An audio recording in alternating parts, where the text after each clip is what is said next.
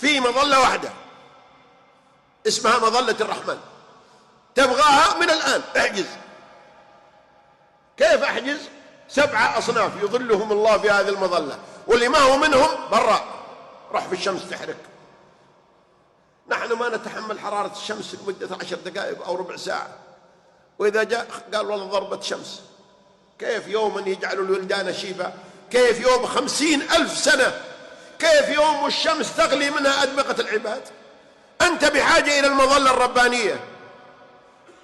تستطيع تحجز من الآن بالصلاة. ورجل معلق قلبه بالمساجد، هذا له كرسي في يوم القيامة.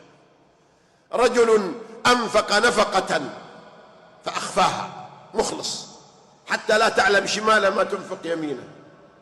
رجل دعته امرأة، عفيف شريف طاهر، ما هو بهيمة، ما هو حيوان يتبع أعراض المسلمين. دعته، تدعيه داعي، وما هي مرة حي الله، ما هي خادمة ولا لا، ذات منصب وجمال. فيقول إني أخاف الله رب العالمين. يا سلام، شوفوا الانتصار، شوفوا الاستعلاء، شوفوا السيطرة على الغرائز. هذا يظله الله يوم القيامة. رجل ذكر الله خاليا ما معه أحد ففاضت عيناه من خشية الله.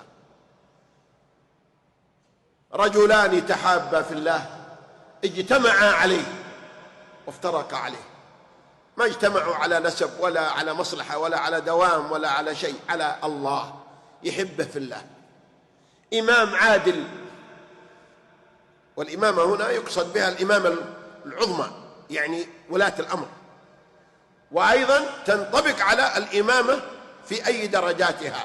حتى في بيتك يجب أن تكون عادل. إذا عندك أولاد تعدل بينهم، إذا عندك زوجتين تعدل بينهما، إذا عندك عمال تعدل بينهم، إذا أنت مدير تعدل في الموظفين اللي عندك. لا تظلم، لا تظلمن إذا ما كنت مقتدرا، فالظلم آخره يأتيك بالندم.